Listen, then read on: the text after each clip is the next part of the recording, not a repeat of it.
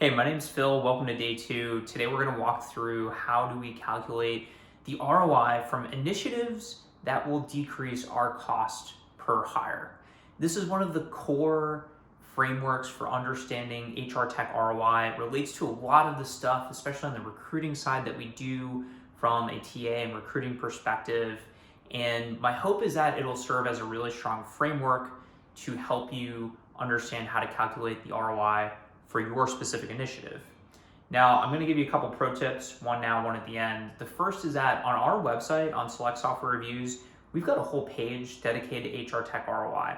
So in addition to accessing all the information from this specific 5-day email course, you can actually go to the HR Tech ROI page, and there's all these like calculators you can download. There's all these videos, so you can knock yourself out there at any time.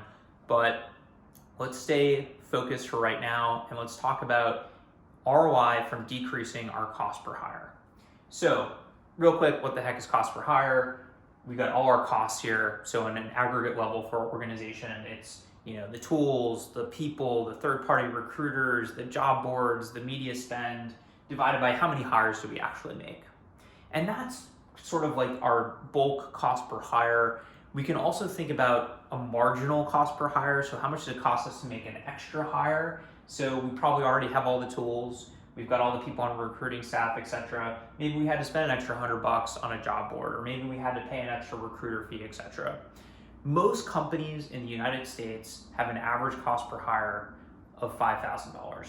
This is true across all of the companies in the United States. And so for your company, let's say you only hire PhD level software engineers, it's probably going to be a bit higher. Let's say you're a retailer, you're hiring a lot of hourly workers, it's probably going to be a lot lower. 5K is a nice benchmark, and that's what we use today for our calculation. Day 1, we talked about this fictitious career site project. We had a new career site. Let's do the same thing. Let's pretend that we had one of these horrible career websites that wasn't mobile optimized, that had no clear call to action. Maybe it was generated out of one of these horrible old school ATSs. It was just a mess, right? And so we got the money to do this project, or maybe we're trying to pitch to get the money to do this project. And we want to think about the value that this is going to bring our organization, not just our recruiting organization. It's going to make us feel good to share culture and stuff like that, but our entire organization in a way that the CFO, our bloodthirsty, capitalist, capital allocator, cold-hearted CFO cares about. So, okay, here's our beautiful new career website. And what was happening before, if this is ex ante, or post facto, really bad with Latin, or what is going on right now if we're trying to pitch to get this. So let's say we've got 1,000 visitors per month to our career website. 5% of them convert into an application. You're gonna see how terrible my handwriting is. It's only day 2, but we're friends now. So we've got 50 applications, and let's say we've got a 10-to-1 app to hire ratio. So we divide this 50 by 10, and it equals 5 hires.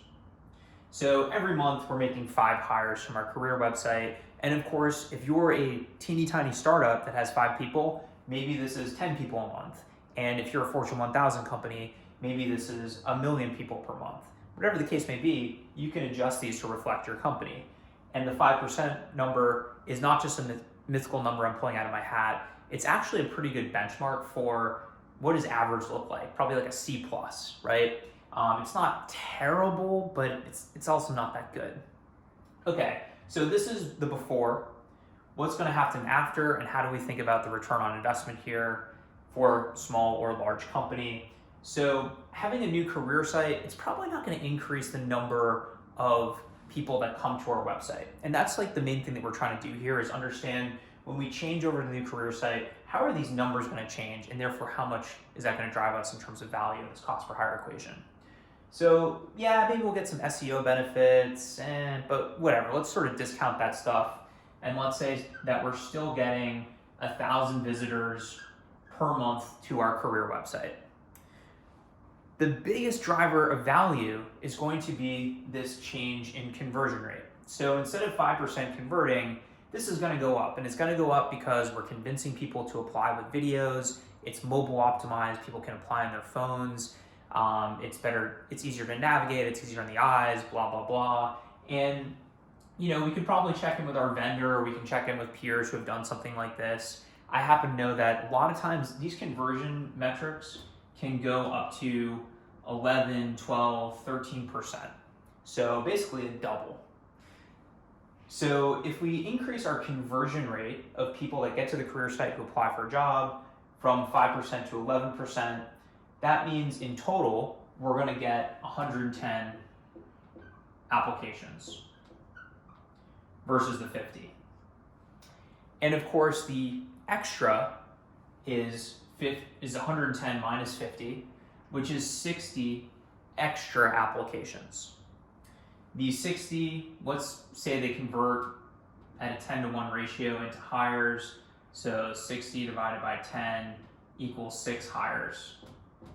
And again, this is extra hires per month. And you might say, hey, you know what? It's actually going to be a 9-to-1 ratio or an 8-to-1 ratio because these people are going to be better. They were convinced to apply. And maybe you want to play around with that assumption. But we'll just leave it 10-to-1 for now.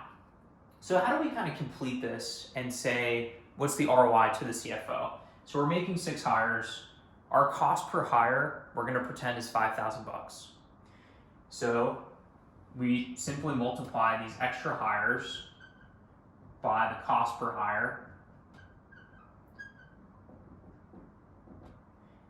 And this equals $30,000. We're saving the company $30,000. Now, how does that show up? And by the way, this is per month, right? So we multiply this by 12, $360,000 a year. How does that show up? So if you're a very small company and you're getting more people to your website that are signing for a company that you're hiring, that might mean that you don't have to pay a third-party recruiter. It might mean you don't have to hire a recruiter. It might mean that you don't have to post job postings on job boards. If you're a Fortune 1000 company, you're going to see this more on an aggregate level. You're not going to understand exactly, oh, we hired these 2 people and therefore we didn't have to hire a third-party recruiter. You're going to see, oh, okay, our spending on recruiters went down by 4%, which is $1 million or whatever the case may be. You're going to see it more at an aggregate level, but you're still going to see it. And you're actually going to see it in a very impactful level because if you multiply the amount of inbound applicants by even, you increase this by 1%, you're going to see a massive, massive ROI if you change this to $1 million a month, and not even to 6%.